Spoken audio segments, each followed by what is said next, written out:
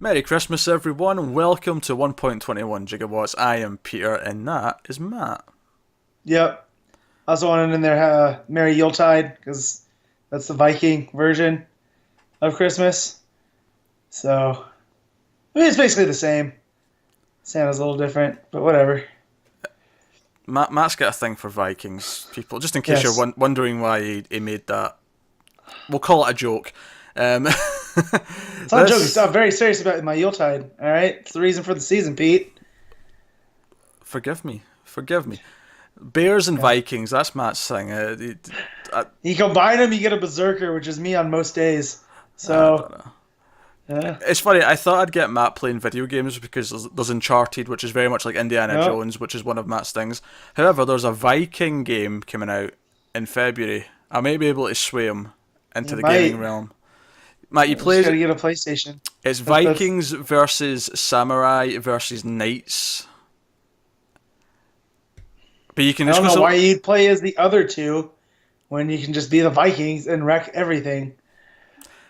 Nah, I feel like I'd probably pick the Samurai more often than not, but Of that's course you would. that's just me.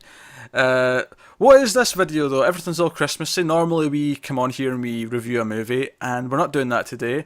Today we're actually just going to talk about our favourite Christmas movies, make some recommendations. You know, it's getting close to the season. Christmas is next week, so we thought, yeah, we'll talk about our favourite Christmas movies. We'll give some thoughts and feelings. Now, we're not going to talk about all of them, and just because we don't recommend one doesn't necessarily mean we don't like it. It may just mean we've not seen it, or it may just mean Yeah. we've forgot it, which you might think is sinful all in of itself. But we do enjoy a bit of Christmassy things. We do have our end of the year, like, best movies of 2016 video still to come. That'll come after Christmas, before New Year's, once we've seen the last couple of movies that are still to come out this side of the holidays, which of course is Star Wars and Passengers, in case you're curious.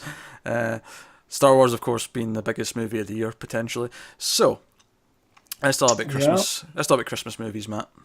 So Yeah, let's do that. we're going to split this up into some sections. I've called this first section the obvious classics. These are the ones that you're likely to hear people recommend. Uh, I mean, admittedly, section 2 is probably mostly really well known stuff as well. But section 1, here we go. Obvious classics. To me, you say Christmas movie, the first thing I think of is Home Alone. Yeah. Is that something that you agree with? Is it, like. No, I love Home Alone so much. When I was a kid, I used to watch it in July. So, yeah. I mean, I probably did. I know that when we got like towards Christmas, I probably marathoned Home Alone 1 and 2 back to back ad nauseum. numerous times. Yeah. Yeah. There was something about a kid fighting back and being a hero on Christmas. Well, and Kevin's all about the spirit of Christmas too. Like, even though he's been left home alone, he's, at least in the second one, he's more about Christmas Yeah, than the he's first. he's saving Christmas, whereas in the first one it's more about just self-preservation. Right. It's almost like Rambo. I know this is a weird comparison to make, but the first Rambo, First Blood is about self-preservation, but the second movie, he's there to save America. Yeah. It's the Kevin same. McAllister, Kid Yeah. Rambo. Exactly, same thing, exact same thing. But yeah, we watch these, my family's so fractured and splintered and everywhere anymore, but I know I watch these with my wife numerous times. It'll be kind of like another movie we talk about later on because these are always on I, th- on some station. I don't think I realised when I was watching them as a kid, though. I don't know what age I was when it occurred to me how rich this family was. Yeah. Because, like, in That's both- called that's called aging and maturing, Pete. Yeah, because Yeah. when I was a kid, it never occurred to me that a family of, 18 kids or whatever it is, Uh-huh. are all going to Paris together. Yeah. It's Well, actually. just in Kevin's family alone, it feels like there's 7 kids. Oh, there is. And then you get all the cousins and yeah, so It's like that pizza bill at the start of the first movie is like $110, and I always remember it. Which, don't get me wrong, for 11 pizzas, yeah, that sounds fine because it's a lot of pizza. but we're also talking about 1992 money. That's true. Like, it goes a lot, well, not a lot farther, but a lot farther. Because that's always one of my favorite parts is where the pizza guy shows up and Uncle Frank passes on the bill. And he's like, oh, that's my brother's house. And that tells you everything you need to know about Uncle Frank, Yeah. before the movie really kicks off. One of my best friends is named Kevin, and all of us really enjoy reciting the line, "Kevin, you're such a disease," Yeah, at every opportune moment that we yeah. possibly can. Um, but no, the fact is, though, that's still cheaper pizza than these days for some places, to be honest. Even No, in it is. even in Yeah, $19 or whatever, you know. yeah. You also have the Pepsi. You know, Pizza got quite pricey actually over the last couple of decades. well, if it's quality ingredients, I don't mind. But if it's like the quick pizza that Oh you yeah, can oh just yeah. taste, If you I'm know, if I'm putting it in the oven, it should be dirt cheap. Yeah, that's if I yeah, need to cook it yeah, myself. Yeah, don't. No, yeah. next to nothing. But I'll pay for a good pizza. We have a coal fired place around here that uses like the traditional ovens, and it ends up being like $15 a pizza. So if you split it with people, it's not too bad. But I mean, I'll easily eat two by myself if I'm hungry. So that's $30 worth of pizza, well worth it. Oh yeah, I have a silly amount of pizza because buy one get one free is often a thing, and it's like, Yeah. well, I'm making use of this. I don't care if I'm on my own tonight. I'm making use of this.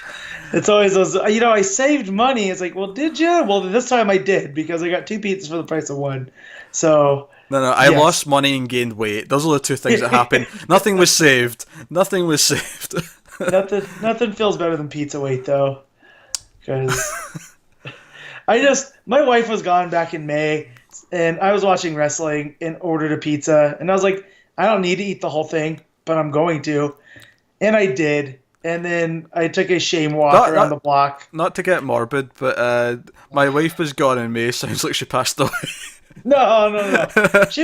She was at Disneyland with her sisters, Yeah, she so was out of town. Is yeah, what you meant to she was say. out of town. Yeah, Yeah. yeah, yeah. It's just it was just Believe me, if that was grief pizza, it would have been three. So honey, I love you so much that if you died, I'd have three pizzas back to yeah, back, yep, and then I'd get over it. yep. Uh, but anyway, we don't really need to recommend you Home Alone. We just wanted to make because obviously Yeah, this first batch are all obvious things which you're going to know. yeah. But Just obviously bef- we love yeah, Home Alone. I love Home Alone 1 and 2. It's yeah. so Don't go past there though, because they get wonky I real bad. I didn't hate 3 as a kid, but then again, the big sister was Scarlett Johansson, and I was young enough that that was not creepy, so that was okay at the time. Yeah, yeah. But before we leave Home Alone, there's a video or an article going around where a doctor talks about each of the traps and what it would actually do to the human body. It's a So cartoon. Leave it go. yeah, use your Sherlock-like research abilities to go look that up because it's actually pretty humorous.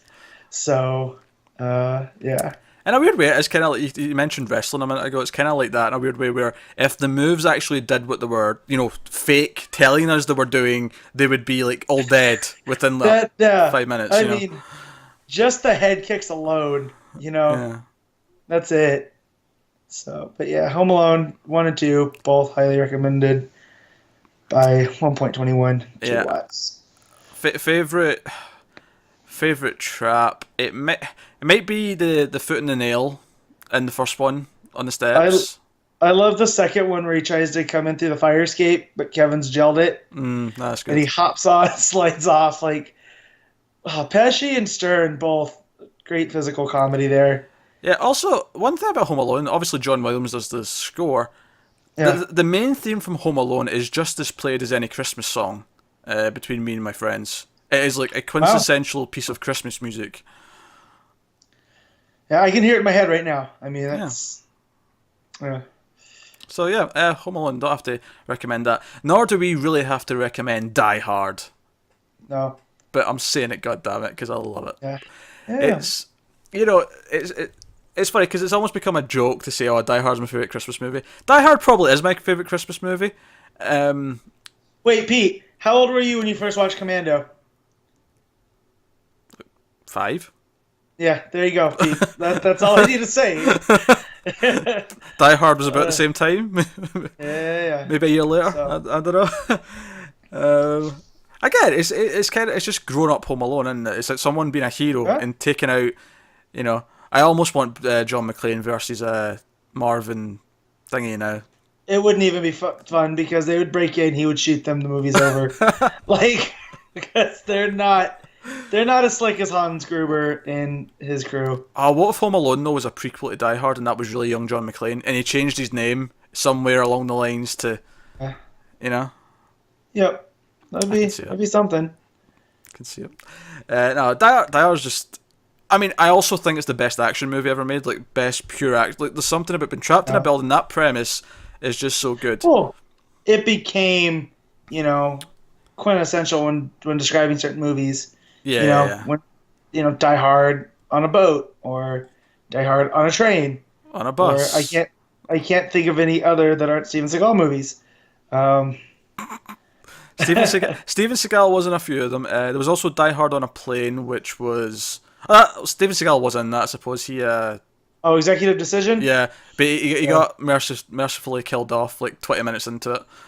I don't even think it was that. It was like 10. It was quick. It was pretty quick. Yeah, but then Kurt Russell takes Kurt over, Russell. so that's Yeah, okay. Kurt Russell can Yeah, star in the yeah. movie. He's the better actor anyway. Yeah, So that goes without saying. But yeah, I have Machine Gun now. Ho ho ho. I mean, don't get me That's wrong. There's a lot classic. of other movies that are like there are other movies that are just happen to be set at Christmas, but Die Hard, for whatever reason, just sort of elevates past them all in the sense that it still feels like a Christmas movie, and I think Oh yeah, he's not even trying to save the day. He's also trying to save his marriage. he's trying to save You his know? marriage. He's trying to get home to his kids on Christmas Eve. The whole thing is very soaked in Christmas, and not just because there's a Yeah. tree up and there's decorations around or whatever. Yeah. It's snowing outside. I mean, Let It Snow plays as they ride off into the sunset, as it were, Yeah. at the end of the movie. Like, I don't know. It may not be about Christmas, but it's try. Christmas is a part of it. Like Yeah. I do get upset at some of the guys that are like, "Oh, it's my favorite Christmas movie," when they didn't really think of it like that before. Everyone else started talking about it, but it really is. I mean, it's on during Christmas. It's not only So- that. It's one man doing his good deed, even if it's Yeah. because he's the only man who will. But he's there to do it. We could get very analytical here about Die Hard, but we will not. We'll move on to It's a Wonderful Life, which is another one that's very obvious. Obviously, much older. It's the quintessential movie of the of that part of the Yeah. century. Like, I mean, there's a lot of Christmas movies from back then. Meet Me in St. Louis, Remember the Night, The Bishop's Miracle on Wife. 34th Street. Miracle on 34th Street. But It's a Wonderful Life is the one that's always brought up. It's also the one that's always on TV and movies because it's like public domain and they can get it for cheap. Yep. So, And it's been parodied so many times. oh, it Just has, the whole concept of it, yeah. Even if you've never seen it, you kind of have seen it just based off of all of that. Yeah. In you know. fact, Richie Rich 2 was a remake of It's a Wonderful Life. I did not know there was a Richie Rich too. Oh, there is. Let me guess. Colkin's not in it, right? No, it's not Culkin, no. Different cast. But Richie Rich wishes his life away, and then, you know the story. It's a wonderful life. With less suicide. Just a little bit. Yeah. Well, it's funny because it's funny watching It's a Wonderful Life now because the first like half of it's not at Christmas. Like it's quite a lot of the movie takes. So it's the love story between James Stewart's character and his wife over the first half of the movie, but it all builds up to Christmas and it's got a hell of a villain. In fact, my only complaint about this movie is that the villain doesn't really get his comeuppance. Yeah. Which I guess it's the Christmas spirit. Even the bad people you must give kindness to, but I'm like, no, Batman, that son of a bitch right now. Or even have the Krampus visit and beat him with some birch sticks. Yeah. Not hard, just across the shins. Let him remember the Christmas spirit. But yeah, it's full of heart. It's a classic for a reason. Jimmy Stewart's great, of course. There's not a whole lot to say. It's charming and it's got a fantastic message behind it. Yeah. So, no, and it's occasionally quite funny. So there's that too. Here's one from Matt that I have surprisingly never actually seen, but it's The Grinch That Stole Christmas, the animated movie specifically. Yes, because the Ron Howard, Jim Carrey version, it's okay, but it's not the classic. It doesn't have the Thurl Ravenscroft, You're a Mean One, Mr. Grinch, so well. And the classic is he's stealing Christmas. It's a montage, and he's, when they say he's slithery like a snake, they animate him slithering around like a snake. So, and it's another one that's just good about uh, the heart of Christmas, if you will. Is this Like, a feature length thing or is it just a short? it's about it's about an hour and a half when they play it with commercials. So So it's it's probably about an hour without, yeah, yeah, something like yeah. that. Okay. I was just curious because So if we were mentioning this, I would have to mention the Snowman, which yeah, I don't know if it's shown as much in the US, but certainly growing up in the UK, it's a staple of Christmas. yeah. The Snowman. They used to show it on the Disney Channel. I think Disney had the rights to it to air here. I remember seeing it. It's the one where the boy and the snowman take like the flight around. Yeah, and Walking in the Yeah, Air is the song, the famous song that's yeah, comes from it. yeah. So it's only like a half hour, right? Like Oh when they yeah, show it. it's a short. Yeah. Yeah, it's not a feature length Okay. by any means. And Yeah. also led to a phenomenal Iron Brew advert in the UK, which I recommend looking up on YouTube if you've not seen it, Nice. where the snowman willingly drops the kid to steal his drink, For the, and it changes the lyrics of the song to "He stole my iron brew and flew into the night." oh man. Really funny. But yeah, Yeah. so yeah, again, obvious one we shouldn't really need to recommend, but we want to mention it because it's one of Yeah. Matt's favourites.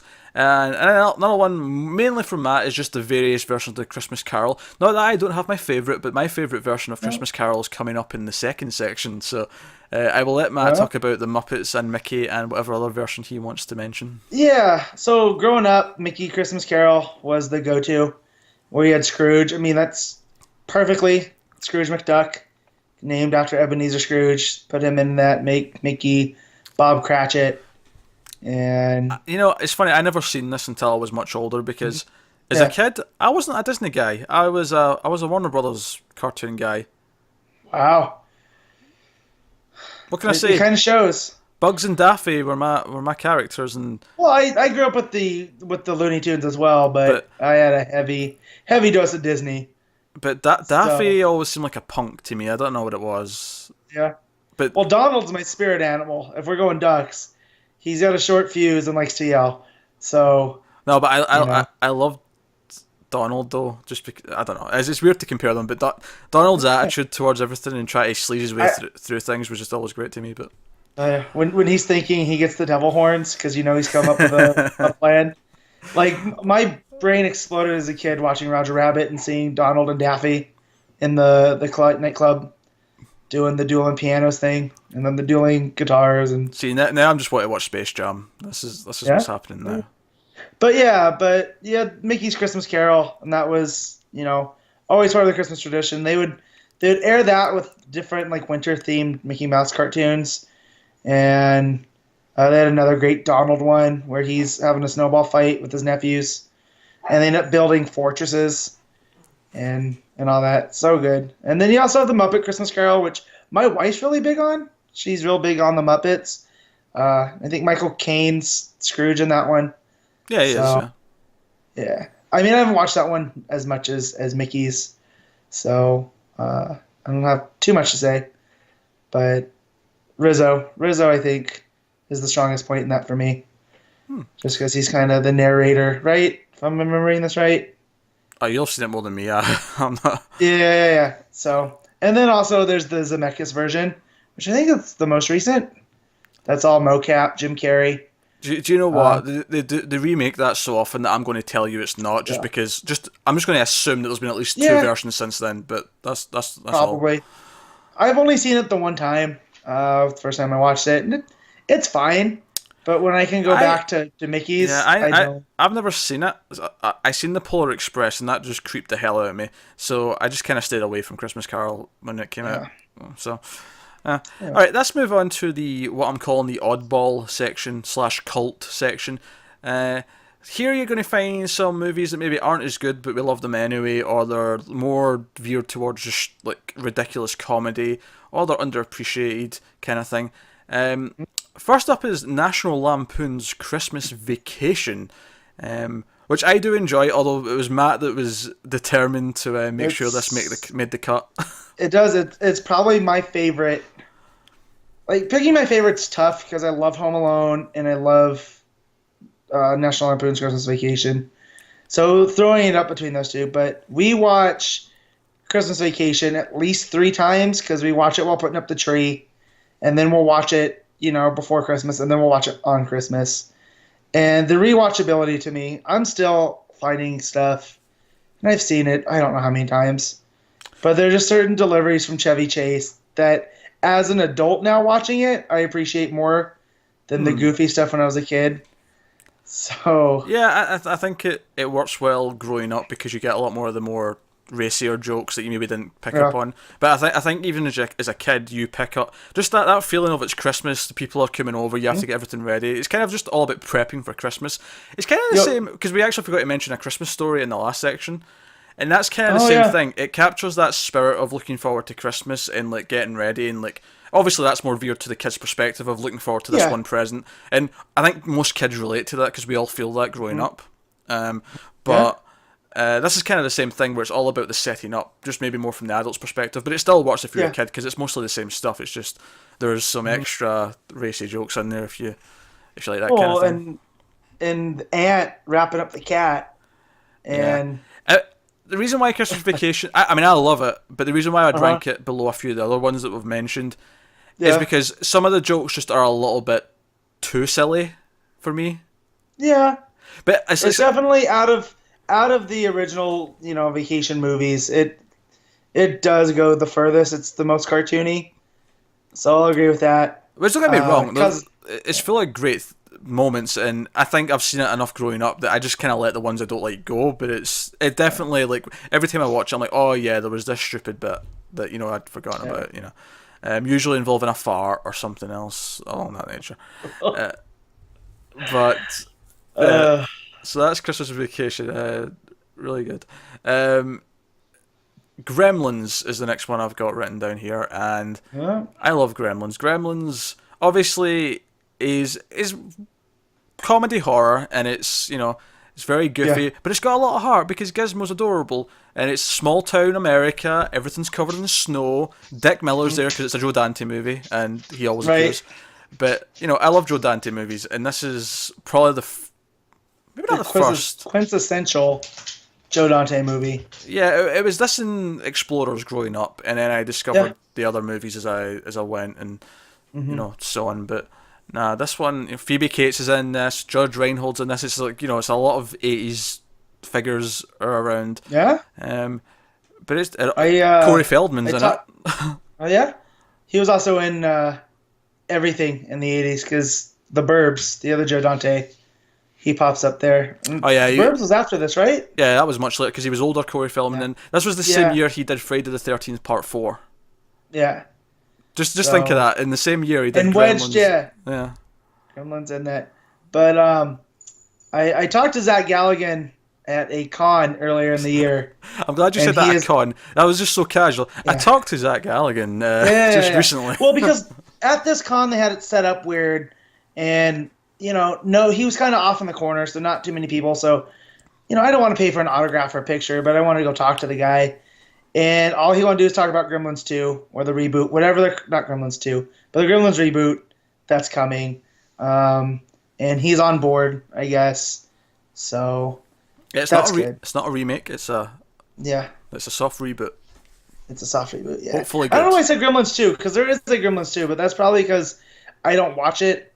Like, I've seen it maybe 5 times. Gremlins 2 is pretty good. Gremlins 2 gets a bad rap, but if you go into it with the viewpoint that it's more of a black comedy, even more so than the original, it's actually worth watching. It's almost a satire of sequels. So everything, when you go in with that mindset, it actually is very good. Like, it doesn't get enough credit, Gremlins 2. I mean, I prefer the first one, but the second one is a lot of fun. So I recommend it. Fun Matt fact, I might have shared this before, but my aunt tried to take me to see this Gremlins 2 when it came out in theaters, and the ticket guy told me, as I was real little, I was probably 4 or 5 when it came out, 88, 89. Yeah, 89. Maybe even 90, actually, now I'm thinking about it. Okay. So my aunt probably shouldn't have taken me to see it, but she loved Gizmo so much. She was bound, set, and determined to take young me. And he told me as he's ripping my ticket, "Oh, man, are you sure you're up to it? It's pretty scary." And we got to the theater, and I came running out. Like, didn't see anything. We ended up going to see Ghost Dad instead. No, hindsight's 2020. I'm pretty sure Bill Cosby as a ghost is much more scary. You know, Yeah, it's funny actually because I was already watching Gremlins at that age, and it didn't Pete, phase me. I was sheltered. All right. Okay, okay, I'm not judging. I'm not judging. Uh, we'll maybe go a little bit quicker through some of these other ones. We got Bad Santa, which obviously is Matt shouting at his dog. He's muted his mic to be kind to us. Yes. We got Bad Santa, which is obviously a recent film, very very funny. Although it's actually what 8 years old now, something like that. Yeah. Well, No, it's more than that that. two just come out because that would be about 10. It was. I wanna It was more than 10. It was like 2005 or something like that. The first one came out. So yeah. Jeez. The trailer for the second one, which I've not seen the movie. The second one doesn't look very good though, unfortunately. But the first one was actually a really pleasant surprise when it came out. Yeah, I've never seen it.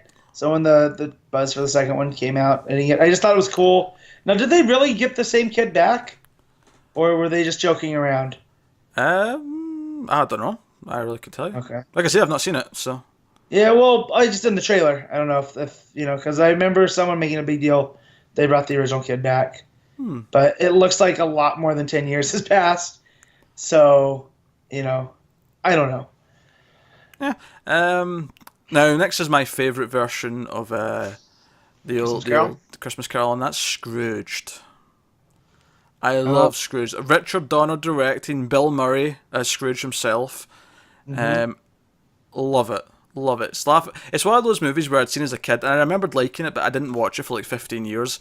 And then like 5 years ago, I made a point of like, getting it around Christmas, putting it on, and just being blown away by how good it was. And like, I didn't realise that I probably didn't appreciate like half the movie when I was a kid.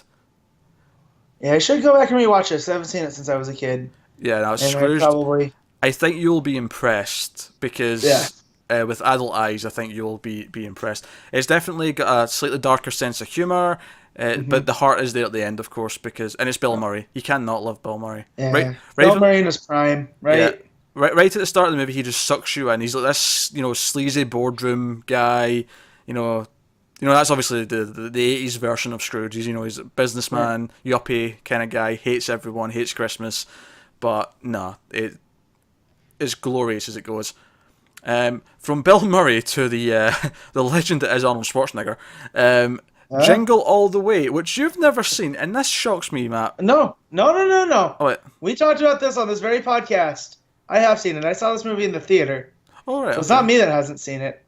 Someone hasn't seen it. Someone but no, because I rewatched it before our Christmas show that we did. I think our first Christmas show. So, but yeah. Ta-ta, Turtle Man. I'm thinking of Connor. Connor's never seen it. Yeah. Well, give you another vendetta against the Ginger Menace. Ah, Ginger. Jesus.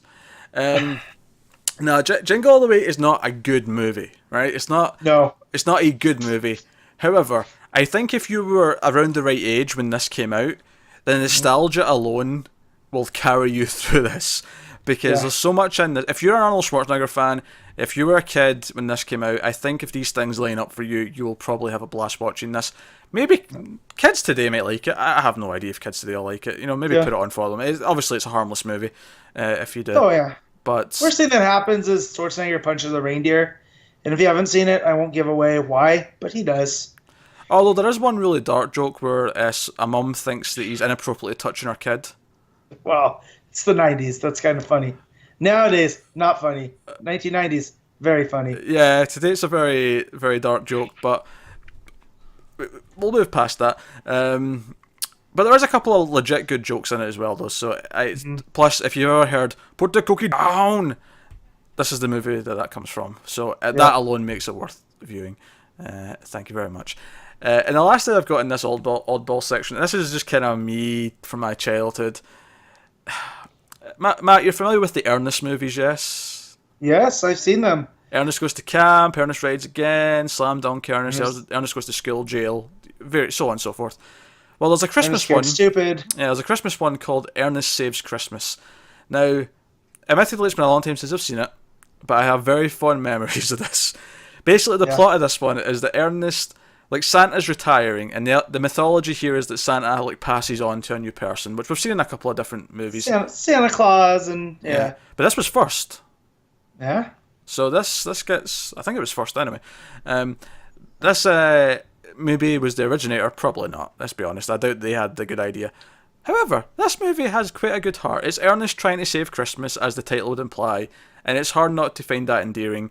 Now, admittedly, as an adult, I don't know if I could actually sit through him making these noises and his faces. I've not tried to watch it in a long time. I'm worried it will completely ruin the memory. But I loved this as a kid, so it's getting a mention. There you go. Yeah. I haven't seen it since I was a kid, but Yeah, we're going to quickly rhyme off some other modern films that I think, are worth mentioning because they're of the last 10 years or so. Yeah. Kind of thing. First one, Matt's Elf. Yeah, Pete's not big on I'm drawing a blank. Will Ferrell. Yeah. But I unapologetically love this movie. So it also reminds me of my aunt who passed away a couple years ago. She loved it. So, hits those nostalgia points. But it's just, again, a solid family movie. So it's hard to go wrong. Fun fact, I was forced to watch this in college about 4 or 5 years ago. Under what circumstances? Basically, it was getting towards Christmas at the end of whatever year it was, and it's like, oh, let's just have a Christmas movie day, and we'll bring in some movies. And they all knew I hadn't seen it and that I hated Will Ferrell, so they deliberately brought in a copy of Elf without my knowledge and put on Elf. That's fantastic. And the lecturer actually came over to me and said, "You're not allowed to leave." So That's fantastic. I watched Elf under duress, and at the end of the movie, when the credits started to roll, everyone in the room turned and looked at me with this big grin saying, "Well, go on, admit you were wrong." And I was like, "Eh." And you did. That was my noise. I was like, "Eh." Oh, man. Wasn't terrible, but I wasn't in love with it either, so. I just, lines like, I love smiling. Smiling is my favorite.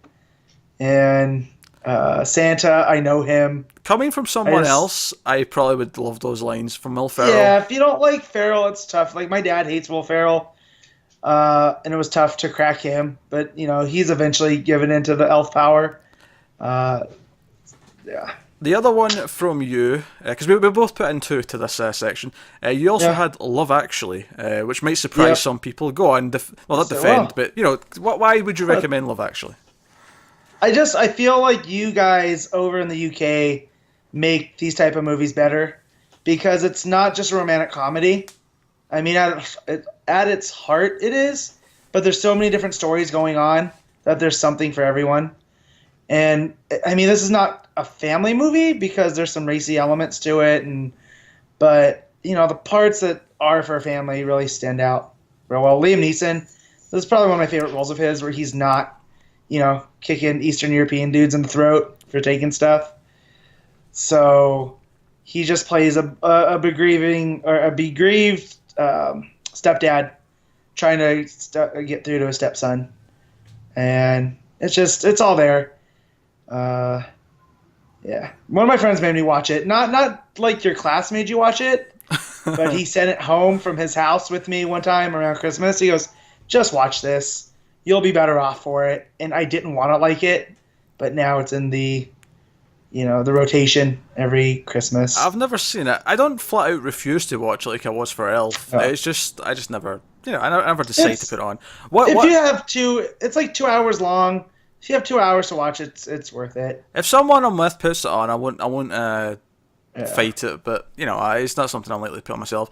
The two I put into this modern section are both much more recent than those two actually, and that is Krampus, which is, I would say, in a similar vein to Gremlins, where it's kind of a horror movie, but it's got like a sort of black humor vibe to it. You could believe that Joe Dante might have directed this kind of thing. And I really, really have a lot of fun with it. What I love about it as well is that when I went to see this at the movies last year, it really felt like an 80s Christmas movie where the family's all coming home during a snowstorm and they're there and the kids are all, excited about their presents, and the extended family's over, kind of like, you know, Christmas Vacation in a way. Yeah. You got the weird, like, you know, uncle and aunt or whatever, and you know, and then bad stuff happens and it gets like spooky and they're trapped in the blizzard and all that. It feels like trapped in a winter storm at Christmas, and you know, it's very claustrophobic throughout. And I love that, you know, because Christmas to me is a pleasant type of claustrophobia. That's a weird thing to associate with it, but it kind of is. Yeah, because with me, I spend a lot of time by myself, and it's kind of preferred now. So when the holidays come around and I'm forced to be around people, even though they're people that I like, I'm just like, I'd rather be watching a movie or a show or reading instead of socializing. And I feel Krampus kind of hits on that because the whole kid, you know, what kicks it off is kind of along those lines. Yeah, you know? it's the kid having a. Plus, there's some great practical monster effects and stuff like that. And if you're into all that kind of thing, I think it does a lot. Yeah, and if you know the Krampus mythos, I think they did a really good job with the creature design. And, you know, I was surprised by there's the reveal of the Krampus towards the end. And I was surprised how well they kept it. So, but yeah, I didn't realize it kind of is a Joe Dante movie until you just mentioned that. Yeah. So it's in real well. I loved it a lot. And the other one I'm going to pick is kind of one that I wasn't expecting to like as much as I did, but it was Arthur Christmas, which is a CGI animated film. And it's basically, Arthur is the son of Santa Claus. I was going to say Father Christmas, but Kris Kringle. Yeah, Santa Claus. That's fine. He has many names. And the whole idea is he's a goofball who can't do anything right. And, you know, Christmas Eve is this big operation with, like, hundreds and hundreds of elves who all sort of man the sleigh, which is actually a giant, like, spaceship almost. And there's, like, a command center and all that. Wait. Sci-fi Christmas, something Pete loves. It's not that sci-fi. It's just a... It's just a way to like imply there's a lot of people working on it, kind of thing. Gotcha. And there's a command center that's almost like the base at NASA, where they're all talking on headsets and all that and getting it work. But basically, Santa misses a kid. If there's one present left in the ship when he comes back, and everyone seems to just kind of brush it off, but Arthur says no, I'm doing this, and he like steals the old-fashioned sleigh with the reindeer from his grandfather, who like sort of encourages him to go out and be Santa Claus against everyone's will. And a lot of good voices. James McAvoy plays Arthur. Jim Broadbent, Santa Claus, who you may know if you're not familiar with him. He's in Hot Fuzz and he's in other stuff. He's in Harry Potter as well, actually. I mention it.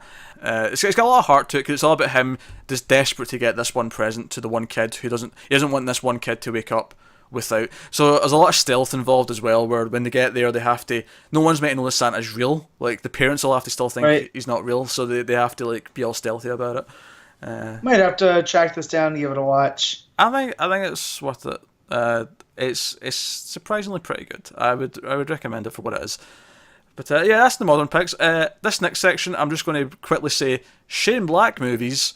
You could watch almost any of his stuff, and they're not necessarily Christmas movies, but most of them are set around Christmas, or there'll be at least one part of it that's set at Christmas. Iron Man 3, Christmas. Lethal Weapon, Christmas. Kiss Kiss Bang Bang, Christmas. Mm-hmm. What else am I forgetting? The Nice Guys did have one Christmas scene. They did, but I don't know if that was meant to be at Christmas or that was just him throwing Christmas in because it's, Shane Blackism. It was definitely a smaller amount of Christmas than some of his other movies, but there was definitely Christmas there. Even, what's that one with Gina Davis from the 90s? The Long Kiss Goodnight. The Long Kiss Goodnight, even that's set at Christmas. So if you want a buddy cop movie with some Christmas elements, Shane Black's your man. Yes. And he's making the next Predator movie, and I really hope it's set at Christmas because I will love a Predator set at Christmas. Predators is? How do you pluralize Predators? And you said it during Black Friday. Oh, no. It's called The Predator. Oh, The Predator. Yeah, classy. Yeah. Black Friday. Although Predator. I shouldn't be saying classy. I kind of hate that they think they can add the and it's a different title. I know. But although I have to admit, with Predator, it actually kind of works. The Predator. Yeah, I don't know. Because where they've been, where they go, I mean, that's the only place to go. And then the one last little section of movies I want to recommend. Matt's got no part in this. None. But I'm a horror fan, of course. You know that I, with Tim, do a show like this just about horror movies called Screams After Midnight. So I wanted to recommend a few horror Christmas films that I think are worth checking out. Now, these go in a kind of an order here. The first one I'm going to recommend is a genuinely fantastic classic horror film called Black Christmas from 1974. It's set at a sorority house. I kept saying frat in my head, but no, sorority house. And it's Margot Kidder's in it, so it's got a young Lois Lane from the Superman movie, and they get obscene phone calls, which you may guess where they're coming from if you've ever seen a horror movie before. But you've got this deranged killer who says these awful things over the phone, and it's kind of one of the early prototypes of slasher movies. I mean, it's before Halloween, it's before a lot of other things. It's out the same year as Texas Chainsaw Massacre. Set at Christmas. I love it a lot. John Saxon's in it, who's one of the regular faces you see in a lot of horror movies in the 70s and 80s. So he's a pleasant face to see. But it's a genuinely really creepy movie with a really deranged killer. And it's a killer where it's not like Michael Myers, which I do love, don't get me wrong, I'm not speaking against that, where you never see like a mask or a face. It's all about, you have no idea who this is, it could be anyone. And that's kind of part of the creepiness to it. So I thoroughly Did they recommend remake this? They did. Recently? 2000, Okay. well, it was 10 years ago now, but yeah. Well, yeah. Yeah, because Michelle Trachtenberg was in it. I never seen it, but... Yeah. I just remember seeing like the posters for it, and I just want to make sure it was Black Christmas and not something else. Nah, you want the original. Always 1974 Black Christmas. I thoroughly recommend it. Directed by Bob Clark. Really good. Next one is actually it's kind of a goofy one in places, but it's actually got a real serious good element to it. Christmas Evil is about a guy who's obsessed with Christmas. At the start of the movie, you see that he's got Christmas decorations up in like June, and he's already prepping for Christmas. But he goes kind of insane, and he's kind of socially awkward, and he believes he's Santa Claus. But he sort of goes out and starts giving presents to kids on Christmas Eve, but he kills any adults that get in his way. And this is such a Pete movie. Yeah, like I can't. And it's more of a psychological film about him being this weirdo more than anything else, but it's got a real sort of disturbing edge to it. It's also got one of the most insane, unpredictable endings you will ever see in any movie, actually. Like, you will not call the end of this movie. There is no way you will. I'll tell Matt what it is after. I don't want to spoil it, but I'll tell Matt what it is after we finish recording, and you will not believe what the ending is. But it's full of really, really cool scenes. Even if it is rough in places, I actually do think there's a good psychological film in there, which is worth seeing. The next two that I'm going to say are more in the so bad they are amazing territory.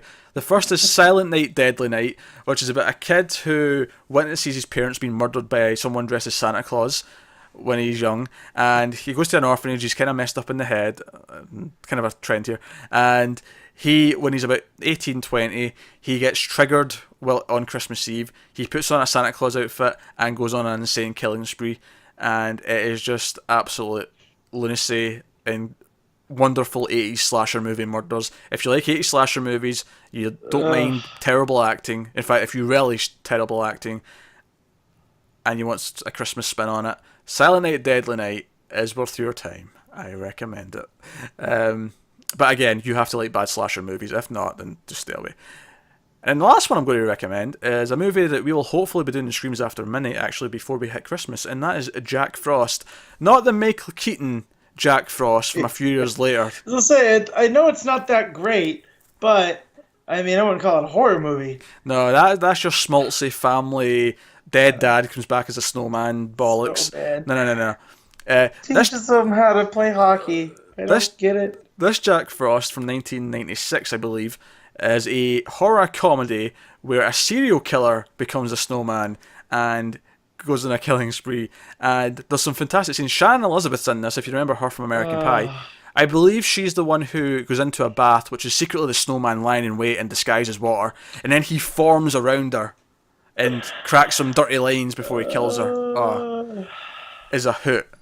But again, it's not like a good movie. It's a good bad movie. You know, you have to go with the right mindset. But a lot of fun. So that's my bizarre horror recommendations at the end there. If you want something a little bit twisted and a little bit different. But anyway, that's what we've got for you today. I think that's plenty of recommendations. Yeah. If you have recommendations for us, if we've not mentioned something that you think's worth a watch, by all means, mention it in the comments. Let us know what you think of these movies. If you think we've picked some good choices, if you think we're insane, you probably think I'm insane after those last four. I'm cool with that. Cool with that fact. Yeah. And please, if you want to recommend stuff to me, let's keep it from the Pete section and more towards the, build up to that, because I like my Christmas movies to be full of joy, not blood. So, Nah. I'll need to see that one that's Goldberg starring as Santa Claus, and he's like a serial killer. Goldberg the wrestler or Goldberg from Mighty Ducks? No, the wrestler. Oh, man. Yeah, you might have to make me watch that one. Yeah, it may be called Santa Slay. I can't remember. Of course it is. I may be wrong. I'll have to look it up. But yeah, thanks very much for watching, guys. Let us know what your favourite Christmas movies are in the comments. Like and subscribe and all that stuff. Remember and keep an eye out for the best movies of 2016 video that will be going up before the New Year's. And also check out our best of 2016 TV videos from Almost Cancelled, best of 2016 horror movies from Screams After Midnight, and our end of year special for our DC Comics podcast, Comics from the Multiverse. So we're doing best of 2016 in all of our different sort of shows over the next couple of weeks. So check out some of that. TV's coming up first though, because TV kind of finishes before everything else does. Yeah. So that's rolling out a little bit quicker. But yeah, other than that, guys, thanks very much for watching. Keep watching Christmas movies. Have a nice Christmas as well, and a Happy New Year and all that stuff. Thanks very much for watching. We'll see you next time. Watch out for the Krampus.